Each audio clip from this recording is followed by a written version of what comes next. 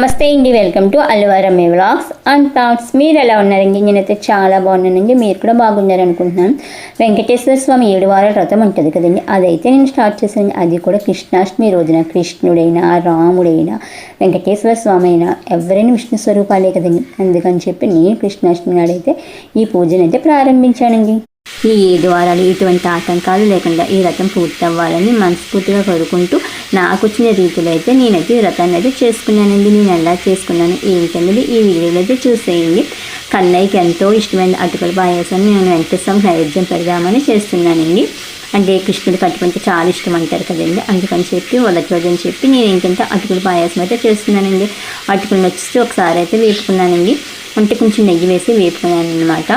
అలా వేపడం వల్ల ఏంటంటే మనకి అటుకుల పాయసం అనేది ఇంకా కొంచెం బాగా వస్తుందండి. అటుకుల పాయసం అనే కాదు, ఏ ప్రసాదంగా చేయొచ్చండి. ఒక్కటి కాదు, మనకి ఒకటి ఉంటే ఒక 4-5 రకాలు కూడా చేయొచ్చండి. కానీ నేను ఏంటంటే ఇక్కడ ఒక పాయసం మాత్రమే చేస్తున్నానండి. అలాగే ఇందులో కొంచెం పెసరపప్పు వేస్తున్నానండి. పెసరపప్పు వేయడం వల్ల మనకి ఇంకా రుచి అనేది బాగా పెరుగుతుంది అనమాట. మనం చలివిడి వడపప్పుకి నానబెడతాం కదండి, అందులోనే ఒక స్పూన్ పెసరపప్పు అయితే నేను పాయసంలోకి వేసుకున్నాను అనమాట. ఇది బాగా ఉడకవాలండి. అంటే పెసరపప్పు అనేది మెత్తగా అయిన తర్వాత నీళ్ళతో పాలు వేసుకొని అలాగే అటుకు వేసుకుని పాయసాన్ని అయితే చేసుకోవాలండి. ఇది చేయడం కూడా చాలా సింపుల్ అండి. మనకి టేస్ట్ కూడా చాలా బాగుంటుంది. మనం ఎప్పుడు తినే పాయసం కన్నా అంటే సేమియాతో చేస్తామండి, వాటి కన్నా ఈ అటుకుల పాయసం అయితే చాలా రుచిగా అయితే ఉంటుందండి. ఇక్కడ వచ్చేసి పెసరపప్పు ఉడికిందనమాట. తర్వాత నేను పాలు వేసి అలాగే అట్టుకుని స్టవ్ ఆఫ్ చేసిన తర్వాత బెల్లం అయితే వేస్తానండి. ఎందుకంటే ఫస్ట్ కనుక మనం బెల్లం వేస్తే అంటే స్టవ్ మీద ఉండగానే బెల్లం వేస్తే కనుక విరిగిపోయినట్టు అయిపోతుందండి. అందుకని చెప్పి స్టవ్ ఆఫ్ చేసిన తర్వాత నేను బెల్లం అయితే వేస్తాను. బెల్లం కూలిపోయిన వేసుకోవచ్చు, లేకపోతే పాకం పట్టైనా సరే వేయచ్చు.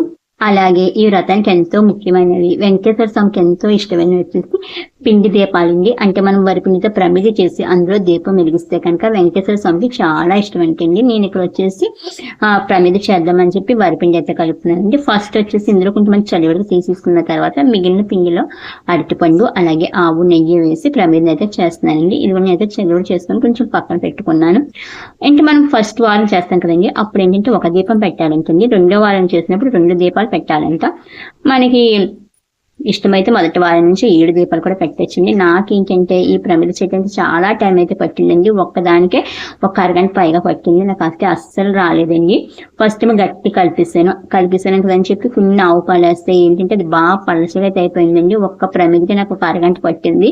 7 ప్రమిదలు చేయాలంటే ఇంకా చాలా టైం పట్టేస్తుందని చెప్పి నేనైతే ఒకటే ప్రమిదని అయితే వెలిగించానండి. అదే పిండి దీపాన్ని అయితే ఒకటే వెలిగించాను. మళ్ళీ వారం 2 వెలిగిందాం, అలా ఒక్కొక్క వారానికి ఒక్కొక్కటి పెంచుకుందాం కదా అని చెప్పి నేనైతే ఫస్ట్ వారం ఒకటే వెలిగించానండి.